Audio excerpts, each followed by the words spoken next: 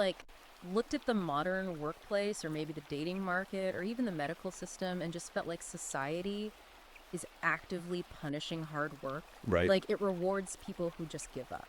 Yeah, that systemic advantage. Exactly. Like, there's this systemic advantage given to those who, step off the gas, while the men who are out there breaking their backs to keep the engine of civilization running, they're somehow painted as the villains. It's a very specific, very modern tension. Yeah.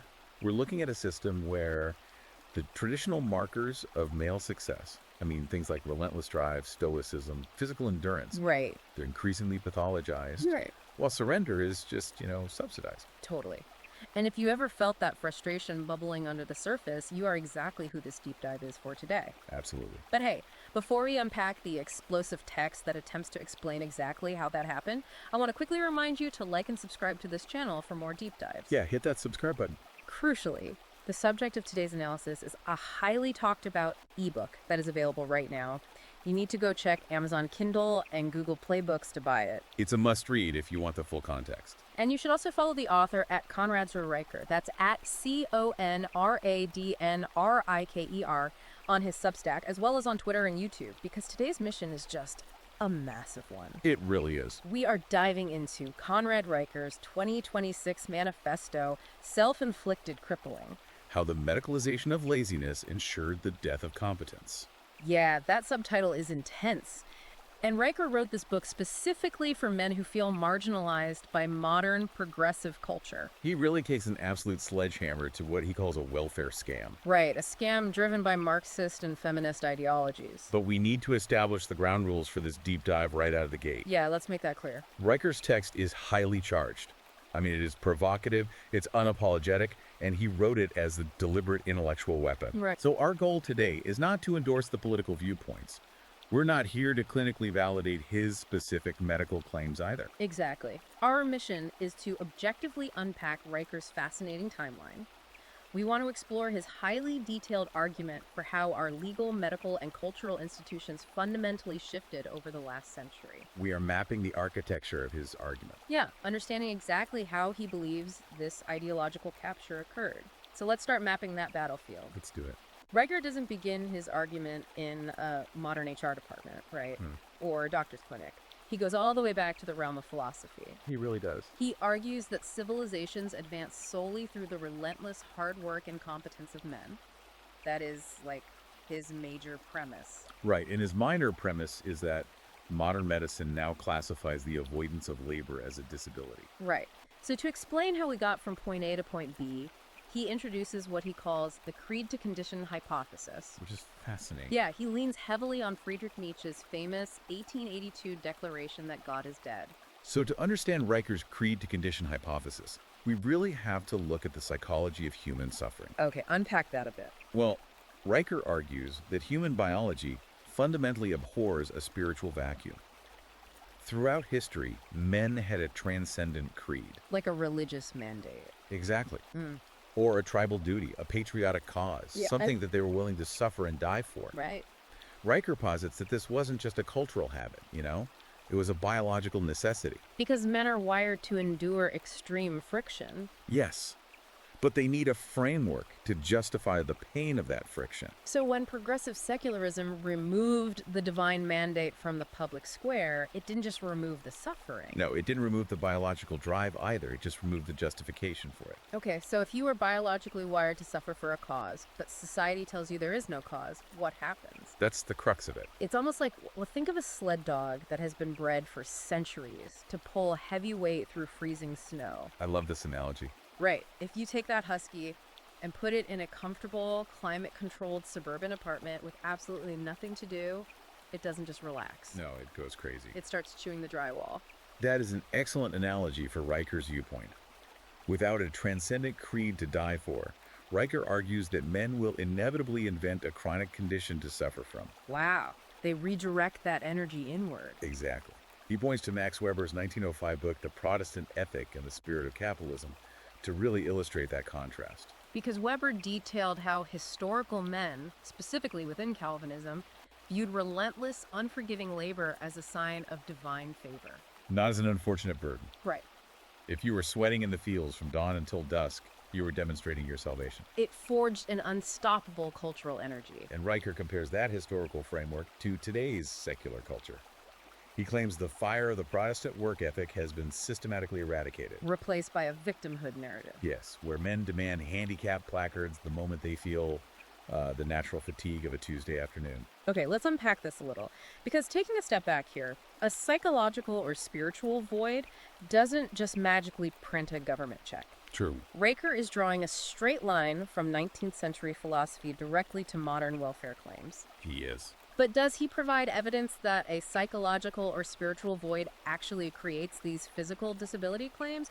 Or is he just using philosophy to bash the welfare state? Well, he is very specific about the legislative trigger. He doesn't leave this in the realm of theory. What's the trigger? He points directly to the Social Security Disability Benefits Reform Act of 1984. Ah.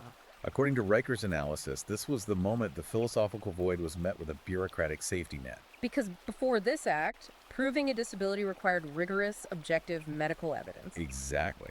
But Riker argues that the 1984 Act loosened those standards dramatically.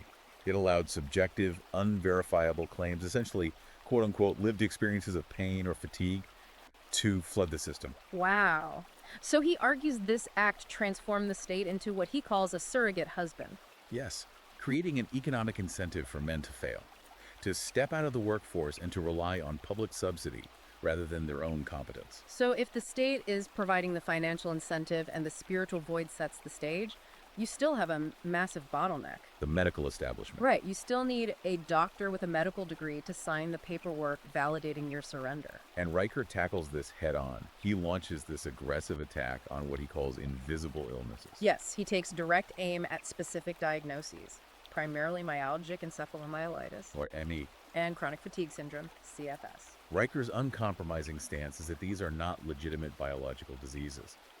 He says they are fabricated excuses subsidized by a terrified medical system. And to back this up, he uses the establishment's own documentation against them. Yeah. He cites the CDC's 2024 guidelines and a major 2015 Institute of Medicine report. Right, and both of these massive institutional documents concede a critical point. There is no specific objective diagnostic test. And no reproducible biomarker for ME/CFS. You cannot do a blood draw, an MRI, or a genetic swab and definitively prove a patient has this condition. And Riker seizes on that admission completely.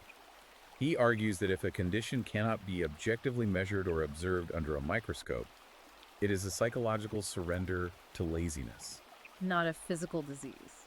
Right. He actually refers to the process of obtaining this diagnosis as the tactical schemata of the malingerer. He describes it almost like a heist. He really does. Yeah. He claims patients engage in the brain fog performance. Oh man, the brain fog performance. That's where they go into a neurologist's office and deliberately fail basic cognitive tests. Yeah, pretending they suddenly can't do simple subtraction or remember 3 common words, all to secure this medical shield against the demands of the workforce. But then how does he counter the actual physiological claims of CFS patients? Because they report real pain. Well, he relies heavily on strict biological laws, specifically Wolff's Law and Davis's Law. Which are fundamental principles of anatomy. Exactly. Wolff's Law states that bone will adapt to the mechanical loads placed upon it. If you lift heavy weights, your bones become denser. And if you go to space where there is no gravity, your bones dissolve. Davis's law applies the exact same principle to soft tissue, like muscles and tendons. So the human body is a ruthless efficiency machine. Yes, it will not maintain expensive muscle tissue or dense bone if it is not being forced to use it. So when a CFS patient complains of post-exertional malaise, which is like the hallmark symptom, right? Right, this crushing severe fatigue after even minor physical activity. Riker is arguing that this isn't a symptom of a mysterious viral disease. Exactly. Riker claims it is simply delayed onset muscle soreness, or DOMS. Experienced by a profoundly deconditioned body. From his perspective, it is the natural agony of a sedentary, unconditioned nervous system crying out because it has literally forgotten how to perform mechanical work. So if you haven't stressed your cardiovascular system in 3 years, walking up a flight of stairs is going to feel like a traumatic medical event. But Riker argues the medical establishment, instead of telling the patient to condition their body, labels the natural friction of life as a pathology. Here's where it gets really interesting. Makes me think of an analogy. Imagine you have a high-performance sports car, and you leave it sitting in a damp garage for a year. Okay. You don't drive it, you don't turn the engine over. When you finally try to start it, the battery is weak, the oil has settled, the belts are stiff, it's going to sputter, smoke, and shake. Right. Riker is arguing that modern medicine looks at that sputtering car and says, oh, your engine has an invisible, incurable disease. But any mechanic would tell you, no, the engine is fine, you just let it rot. You need to drive it, get it hot, and burn the carbon out. Yes, that is precisely Riker's argument applied to the human body. He claims the prescribed treatment for these invisible illnesses, which is usually extreme rest and pacing, is actually the exact mechanism causing the degradation. But how does Riker account for the historical record? Because progressive activists and disability advocates point to historical precedents to prove MECFS is real. Like the 1955 Royal Free Hospital outbreak in London. Exactly. That's often cited as the origin point of the ME diagnosis. Hundreds of hospital staff suddenly fell ill with mysterious fatigue and neurological symptoms. Does he just wave that away? He doesn't wave it away, he recontextualizes it entirely. He dives into the contemporary reports, pointing out that the Royal Free Gazette, at the time, documented a highly stressful environment of mass anxiety among the predominantly female nursing staff. So he frames it not as a viral pathogen, but as a documented case of mass psychogenic illness. Essentially, contagious hysteria driven by stress, suggestion, and an unconscious desire to escape grueling nursing duties. Wow. So he views that 1955 event as the historical root of the modern CFS movement, the moment when society first allowed collective psychological stress to masquerade as a biological contagion. And he claims the medical establishment knows this is happening today, but they are too cowardly to stop it. Which brings us to a massive controversy in the UK, the 2011 PACE trial. Yes. The PACE trial is a cornerstone of his argument regarding institutional cowardice. Because in 2011, this massive, rigorously designed trial concluded that cognitive behavioral therapy and graded exercise therapy were the most effective treatments for chronic fatigue. Right. Graded exercise therapy is exactly what it sounds like. Slowly, incrementally forcing the body to do more physical work to recondition it. Pushing through the fatigue. And changing your psychological mindset worked. The patients improved. But the reaction to that study was nuclear. Riker points out that progressive disability activists immediately launched an aggressive, coordinated campaign against the researchers. They flooded journals with complaints, weaponized social media, and relentlessly bullied the medical establishment. And according to Riker, the bullying worked. It did. In 2021, the UK's National Institute for Health and Care Excellence, or NICE, officially caved. They downgraded and removed graded exercise therapy from their guidelines for MECFS. And Riker views this as a devastating capitulation. To him, this wasn't a victory for science. It was a woke ideological takeover where doctors surrendered to online mobs who demanded their lethargy be protected from the demands of physical exertion. And he doesn't let Big Pharma off the hook for this either, does he? Oh, absolutely not. Yeah. In Chapter 10, he draws this wild, fascinating parallel regarding the pharmaceutical industry's role. He looks at the Orphan Drug Act of 1983, which incentivized companies to create drugs for rare diseases. Right. And he pairs that with the massive, undeniable spike in male antidepressant use. The statistics he cites are grim. I mean, male use of antidepressants skyrocketed from 4.5% in 1999 to 14.4% in 2022. Riker likens the modern prescription of SSRIs and amphetamine-based stimulants to the 2007 Purdue Pharma OxyContin scandal. Yes. But whereas OxyContin numbed physical pain, Riker argues that modern psychiatric drugs are designed to numb existential ambition. His argument is that these pills aren't medicine, they are chemical obedience training. They're designed to chemically castrate a man's natural aggression and drive, numbing him into passively accepting a mediocre, diminished life under a system that despises his natural energy. So, if doctors today are essentially acting as drug dealers for this chemical obedience training, handing out diagnoses for invisible illnesses, we have to ask where they learned this playbook. Right. Riker argues the medical establishment didn't just invent this out of thin air in the 1980s. He claims they adapted a framework that was originally designed to pathologize women in the 19th century. This is a crucial transition in Riker's thesis. It really is. Yeah. He argues that the modern acceptance of invisible illness is deeply rooted in the historical feminization of medicine. And to prove this, he takes us back to 1885 Paris. The Salpêtrière Hospital and the work of neurologist Jean-Martin Charcot. Charcot was famous for his theatrical displays of female hysteria. He would literally bring patients out in front of audiences of aristocrats and doctors, using hypnosis and suggestion to trigger dramatic physical contortions, fainting spells, and paralysis. And Riker uses Charcot to show how the medical establishment has a long documented history of creating pseudo-medical diagnoses to excuse emotional distress and physical lethargy in women. Charcot visually cataloged these dramatic performances. He essentially gave women a medical shield for their psychological distress. Riker argues this set a dangerous precedent, the idea that distress alone constitutes a disease. And he traces a direct evolutionary line from those 19th century hysteria patients swooning on a Parisian stage to Betty Friedan's 1963 feminist manifesto, The Feminine Mystique. Friedan's book was pivotal. She wrote about the problem that has no name. The deep psychological malaise experienced by middle-class suburban housewives in the 1950s and 60s. They had comfortable homes, appliances, and security, but they felt empty and exhausted. But Riker's critique of Friedan is brutal. He argues that Friedan successfully medicalized domestic competence. She took the normal, everyday friction of running a household, raising children, and maintaining a suburban home, and rebranded it as an oppressive, pathogenic disease inflicted by the patriarchy. She took a boring Tuesday in suburbia and called it a trauma. According to Riker, this logic that the mundane responsibilities of life are a source of trauma evolved directly into the 1994 CDC Holmes criteria for chronic fatigue syndrome. Because that criteria relied heavily on the very same vague, subjective complaints of fatigue and malaise that Friedan wrote about. But Riker argues the ultimate weaponization of this mindset occurred in 2003. With the creation of Christine Miserandino's spoon theory. Spoon theory. If you spend any time on the internet, you see this everywhere. It's the idea that a person with chronic illness only has a certain number of spoons. Which represent units of physical or mental energy. Right, to use each day.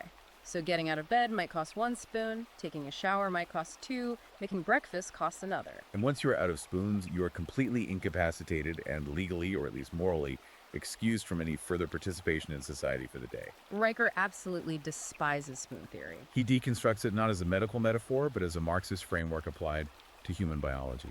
In Riker's view, traditional masculinity treats energy as an expandable asset. It is something forged through sweat, progressive overload, and overcoming friction.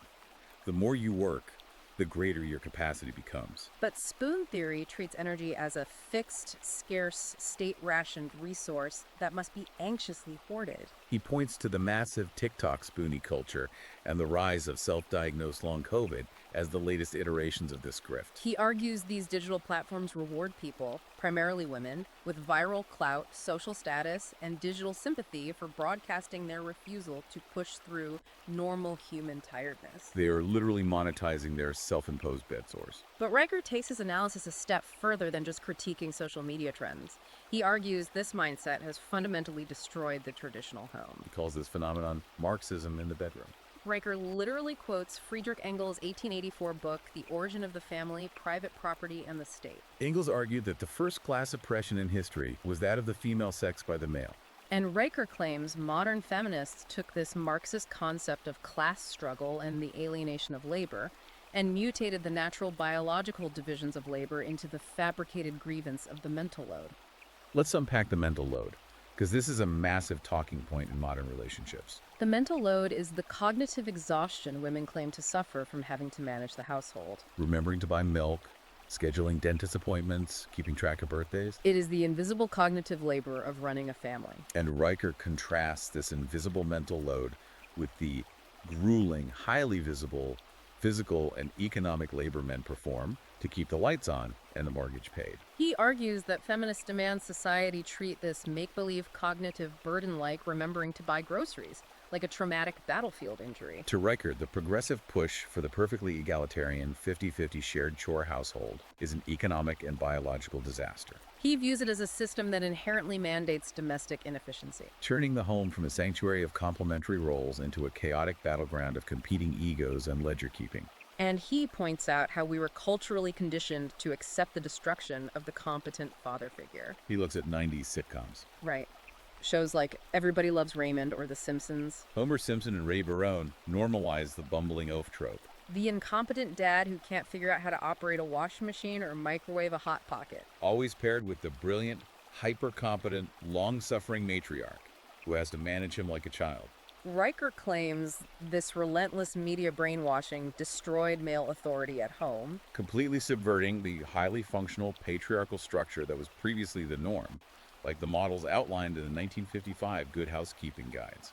And Riker brings empirical data to back up his defense of the modern man's workload. He frequently cites the Bureau of Labor Statistics American Time Use Survey. This is a massive objective data set. According to Riker's analysis of this data, when you combine paid work outside the home with unpaid household labor and childcare, men actually perform more total hours of work per week than women. He argues the left's narrative of the lazy golf-playing patriarch who does nothing around the house is a statistically fabricated myth. He also tackles the popular feminist concept of weaponized incompetence. Oh, this is the idea that a man will deliberately do a household chore poorly, like purposely shrinking a sweater in the wash, so his wife will get frustrated and never ask him to do it again. Riker turns this concept completely on its head. He claims it is women who use their self-diagnosed invisible illnesses, their CFS labels, and their spoony identities as a loaded weapon of incompetence. He argues they use these labels to legally and morally opt out of household duties entirely. Forcing the man to take on the provider role, the protector role, and the domestic role, while she maintains state-subsidized comfort. It is a bleak picture of the modern household. So what does this all mean for the modern household? If Riker claims the egalitarian household is a chaotic battleground of competing egos, does he offer a solution or just a critique of the sitcom dad? His solution is brutally uncompromising. He demands that men unequivocally throw out the false CFS diagnoses, reject the concept of the mental load entirely, and unilaterally reassert patriarchal authority to turn the chaotic house back into a functional hierarchical home. But even Riker acknowledges the immense difficulty of executing that solution, because he believes society has created an inescapable trap for men before they even get to the household stage. This leads us to his analysis of the dating market, the misandrist double bind. This section contains some of Riker's most controversial and piercing analysis. He argues that progressive culture has engineered a deeply toxic, inescapable double standard for modern men. On one hand, society relentlessly shames men for lacking traditional drive. The culture mocks the compliant, submissive, soft boy who lacks ambition. But on the exact same hand, the moment a man exhibits raw, unapologetic, dominant masculinity, the kind of aggression that builds companies and conquers frontiers, he is instantly demonized as toxic, dangerous, and oppressive. It's a catch-22, perfectly designed to ensure men fail no matter what they do. And Riker points to institutional backing for this double bind. In January 2019, the American Psychological Association released highly controversial guidelines for psychological practice with boys and men. The APA explicitly labeled traditional masculinity, specifically defining traits like stoicism, competitiveness, and aggression, as a psychological hazard that causes damage to men and those around them. Riker views the APA guidelines as an institutional declaration of war on male biology. The very traits that built the modern infrastructure of the world are now classified as a mental health hazard. But Riker doesn't just rely on criticizing the APA's ideology. He brings in massive sets of dating data to prove that female biology actually completely contradicts modern feminist theory. This is where his argument gets incredibly fascinating. He cites Christian Rudder's book Dataclysm, which analyzed millions of data points from the dating site OkCupid. When you look at how men rate women on these apps, it forms a perfectly normal bell curve. Most women are rated average, some are highly attractive, some are below average. It aligns with reality. But the OkCupid data showed that women's ratings of men are completely skewed. Women on the platform rated 80% of all men as below average in attractiveness. Riker seizes on this mathematical impossibility. He argues this data proves that women possess a visceral, biological disgust for compliant, average men who fail to project traditional, dominant masculine strength. He connects this finding to the evolutionary psychology research of Dr. David Buss. I have to unpack hypogamy here because it's central to his point. David Buss's research focuses on the evolutionary strategies of human mating. Because women bear the massive biological cost of pregnancy and vulnerable child rearing, they evolved to be ruthlessly selective. They are biologically hardwired for hypergamy. The instinct to seek out and mate with men who are of higher status, greater strength, and more dominant social standing than themselves. Precisely. Riker argues that no amount of progressive social engineering can overwrite millions of years of evolutionary biology. Women say they want an egalitarian partner, a vulnerable soft boy who respects progressive boundaries and asks for permission. But Riker argues that the moment a man actually complies with this feminist demand, the woman's ancient biological software kicks in. She instinctively views him as a weak liability, incapable of protecting her from predators or providing resources. And she completely loses sexual attraction to him. And Riker's ultimate proof for this dynamic is wildly out of left field, but honestly, it is incredibly compelling. He doesn't use a scientific journal. He uses the publishing industry. He points to the massive, undeniable financial success of the 50 Shades of Grey franchise. 150 million copies sold worldwide. What's fascinating here is how Riker masterfully deconstructs that cultural phenomenon. The overwhelming majority of the audience for those books and movies were women who nominally support progressive feminist ideals in the public sphere. But Riker argues that women didn't buy 150 million copies of a book about a sensitive feminist ally who meticulously splits the household chores and constantly asks for emotional consensus. No, they bought the fantasy of Christian Grey. A wildly dominant, aggressive, unapologetic billionaire who exerts total financial, physical, and psychological control over the female protagonist. Exactly. Riker asserts this proves beyond a shadow of a doubt that female biology is fundamentally aligned with patriarchal dominance, not progressive equality. The true, unfiltered desire of the female psyche, when protected by the anonymity of a Kindle screen, is complete submission to overwhelming male competence. But let me play devil's advocate and push back on Riker's premise here. Okay, lay it on me. Riker uses a billionaire romance novel to completely debunk progressive gender theory. That's a bold move. But if women are biologically wired to desire dominance, why would they participate in creating a culture that actively suppresses it? Why build a system that outlaws what you want? This is the crux of the issue, and Riker's answer is total ideological capture. He views feminism and Marxism as an ideological virus that successfully overrides natural instincts in the public sphere. He argues that women enforce this progressive culture because, in the short term, it secures them massive advantages. State subsidies, unquestioned cultural sympathy, affirmative action, and freedom from domestic accountability. They are trading their biological desire for strong men in exchange for the absolute safety and comfort of the welfare state. It's a systemic rot. If this ideology is powerful enough to override millions of years of evolutionary mating instincts, then rewriting a school curriculum or a corporate HR manual is child's play. And that's exactly where Riker takes us next. If men are being trapped in the home and the dating market, Riker argues the exact same capture has completely neutered our schools and offices. Riker turns his attention to what he calls the academic gulag. He argues the modern education system is no longer a place of learning, but a highly feminized, sanitized space designed explicitly to punish innate male energy. He points to CDC data showing a stark reality. Boys are diagnosed with ADHD at nearly 3 times the rate of girls. Now, the medical establishment says this is just because boys display symptoms differently. But Riker frames this entirely differently. He doesn't see millions of sick boys. He sees a systematic, state-sponsored chemical sedation of high-energy males. He argues that schools drug boys with amphetamines so their natural disruptive energy doesn't outshine or bother the compliant, sedentary, highly agreeable students that the feminized system prefers. He sees it as a war on male competence starting in childhood. And he tracks the castration of these male spaces through adolescence.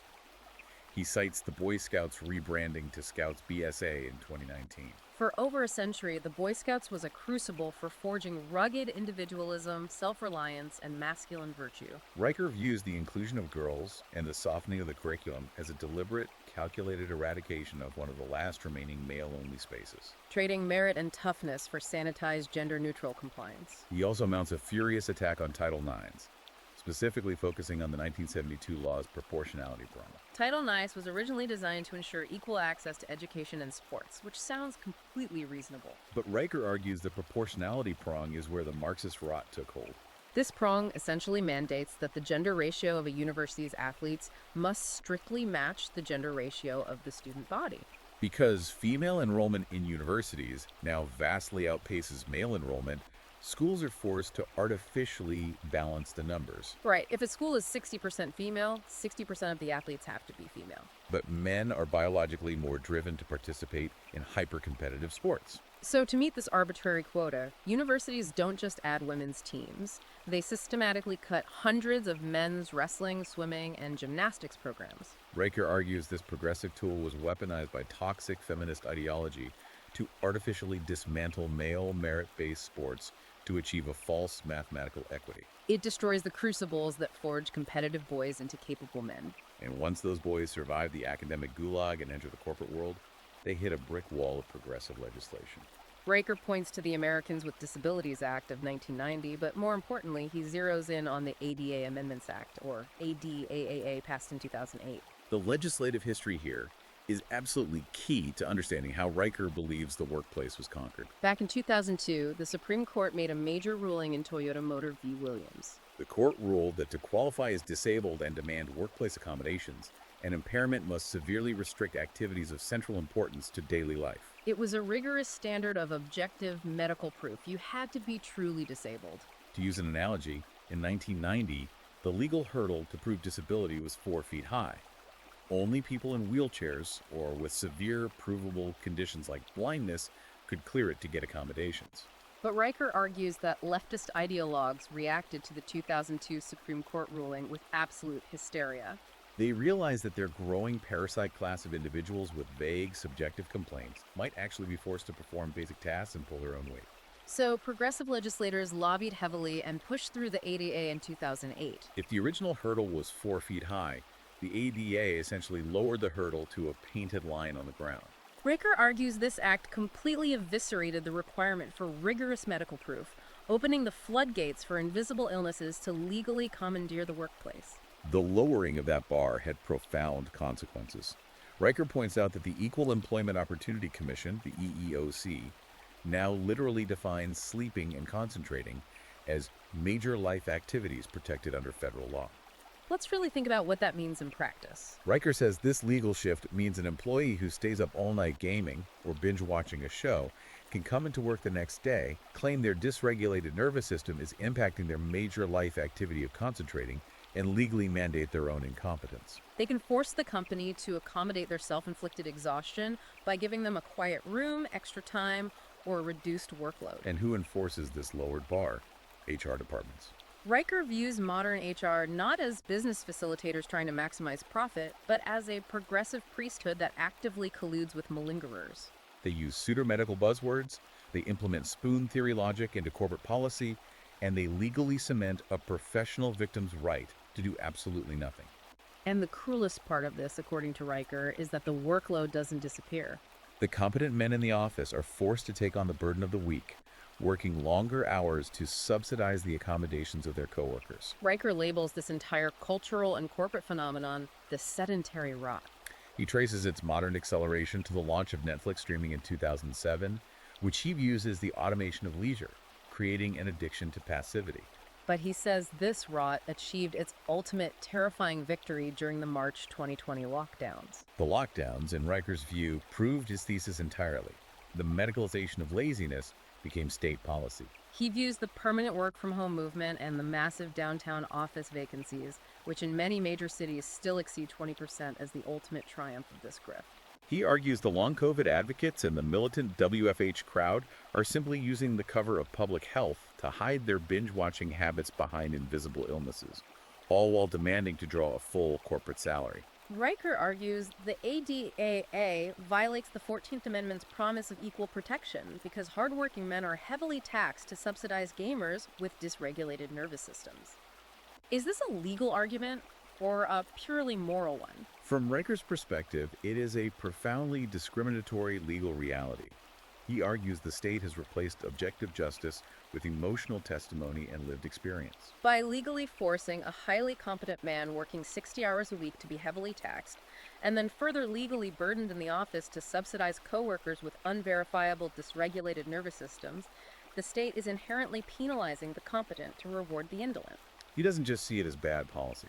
He sees it as state-sponsored theft of male labor. Having laid out this massive, exhaustive, comprehensive capture of our legal, medical, and cultural institutions, from the philosophy of Nietzsche to the HR manuals of modern corporations, Riker finally turns to the cure. And as you would expect from everything we've discussed so far, his solution is brutal, uncompromising, and highly physical. Riker boils the entire modern male existence down to an ultimate binary choice. There is no middle ground. You are either the passive consumer, absorbing Netflix, eating highly processed junk food, swallowing psychiatric drugs, and soaking up state pity in a dark room. Or you're the active builder, instructing a legacy through sweat, raw testosterone, and unapologetic competence. His physical cure starts with a violent, absolute rejection of what psychologists call the talking cure. He despises modern therapy. Riker argues that sitting in a room venting your emotions to a professional without taking aggressive physical action only breeds toxic resentment and reinforces the victim mindset. He demands that his male readers literally tear up their CFS diagnoses and throw their SSRI prescription bottles in the trash. He replaces the soft comfort of those prescriptions with intense, almost shocking physical interventions. He mandates daily cold water immersion, citing the Wim Hof method. This isn't just about feeling awake. Riker leans into the biology of the mammalian dive reflex. Let's explain the mammalian dive reflex. When your face hits freezing cold water, it shocks the trigeminal nerve. Your body instantly thinks you were submerged in a freezing ocean and drowning. It forcefully shunts blood away from your extremities and into your core to protect your vital organs. It violently forces your heart rate to slow down. Riker argues this acute, controlled physical stress completely short-circuits the chronic, low-level anxiety loop of the sympathetic nervous system.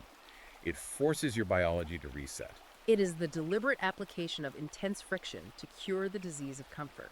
He also demands early morning, unfiltered sunlight directly into the eyes to violently reset circadian rhythms, breaking the chemical dependencies on sleep aids and melatonin that the sedentary rot relies on. He also attacks the digital pacifiers. He demands the immediate cancellation and permanent deletion of all streaming service subscriptions. No Netflix, no video games, no endless scrolling. You have to remove the dopamine drip that makes passivity tolerable. And of course, the cornerstone of his physical cure is heavy weightlifting, specifically focusing on progressive overload. He says the only acceptable prescription for the lethargy of modern life is the heavy iron of a barbell. And Riker uses hard science to back up his demand for intense mechanical stress. He cites NASA's 1970s Skylab studies, which observed astronauts during prolonged weightlessness and bed rest. The NASA data is incredible. It proved that mere weeks of inactivity, simply removing gravity and friction from the human body, leads to profound muscle atrophy. The astronauts suffered severe bone density loss as their skeletons literally began to dissolve. Their cardiovascular systems degraded rapidly, and their VO2 max plummeted. Riker weaponizes this NASA data. He uses it to assert that the devastating symptoms of chronic fatigue syndrome and invisible illnesses aren't caused by a mysterious virus or a broken immune system. He argues they are the direct, measurable physiological result of the prescribed horizontal lifestyle. If you lie in bed for 6 months because a doctor told you to pace yourself, your body undergoes the exact same degradation as an astronaut in zero gravity. The cure, therefore, isn't more rest. The cure is gravity, friction, and the brutal imposition of mechanical load on the skeleton.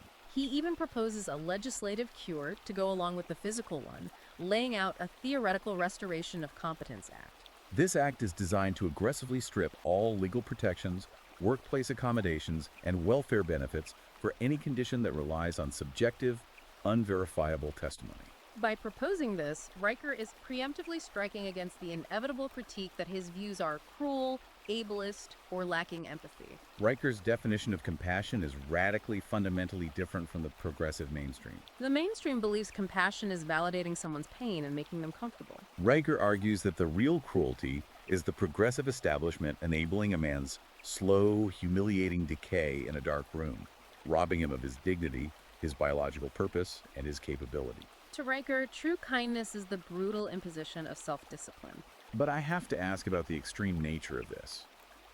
Riker demands absolute mental supremacy and tells his readers to literally throw their prescription bottles in the trash. It's an incredibly intense biological intervention. Does he leave any room for men who might legitimately be physically broken, or is his philosophy absolute? That's a great question. Does he have any caveats? His stance is absolute zero compromise. He argues that any capitulation to the concept of invisible illness, even a minor one, opens the door to the Marxist rot. Wow. He believes that even if a man is suffering from a genuine, undiscovered ailment, he must forge ahead through sheer willpower. The moment a society accommodates weakness and subsidizes lethargy, Riker believes you destroy the foundational pillars of merit and competence that keep civilization from collapsing. He commands his readers to leave the passive consumers behind in their psychiatric wards and reclaim the world for themselves. Let's take a breath and zoom out. We have just taken a massive, intense journey through Conrad Riker's mind. From Nietzsche's dead God creating a spiritual vacuum, to the bureaucratic nightmare of Title IX and the ADAA. From Jean-Martin Charcot's 19th century female hysteria patients swooning on a stage, to the evolutionary mating data of 50 Shades of Grey. Riker paints an exhaustive, terrifying picture of a society deliberately engineered by Marxists and feminists to castrate male ambition.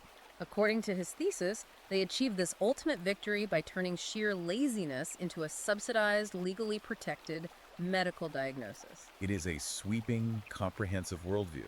Whether you agree with it or find it appalling, it is undeniably cohesive. He attempts to explain every frustration the modern working man feels, tying evolutionary biology, constitutional law, and progressive culture into one massive misandrist trap. Before we close out this deep dive, we want to leave you with a final provocative thought that builds on Riker's source material, something to mull over on your own regarding the future. Consider the macroeconomic and geopolitical implications of Riker's thesis. If he is right, and the entire legal and medical infrastructure of the West is currently designed to financially subsidize rest over labor, while heavily taxing and punishing competence. What happens to the global economic balance of power if an entire generation of men decides to call the system's bluff? What if they legally opt out of the social contract of work? Can a Western civilization survive on the global stage if its internal legal system protects, funds, and celebrates the right to do absolutely nothing, while rival nations in the East continue to demand relentless physical production and technological advancement from their citizens? That is a chilling thought. A society that subsidizes its own paralysis while the rest of the world accelerates. If you found yourself nodding along to these arguments today, or if you simply want to arm yourself with the intellectual ammunition that Riker provides, you need to read the full text. Go check Amazon, Kindle, and Google Play Books right now to buy the ebook, Self-Inflicted Crippling. You also absolutely need to subscribe to Conrad Riker's Substack at Conrad Riker. Again, that's at CONRADNRIKER. Follow him on Twitter and YouTube to join his resistance and connect with the brotherhood he's building. Finally, please remind yourself to like and subscribe to this channel for more deep dives. We started today by talking about a system that punishes hard work and rewards surrender. Whether you view Riker as a prophet or a provocateur, one thing is certain. He is demanding that you stop apologizing for your engine and start driving.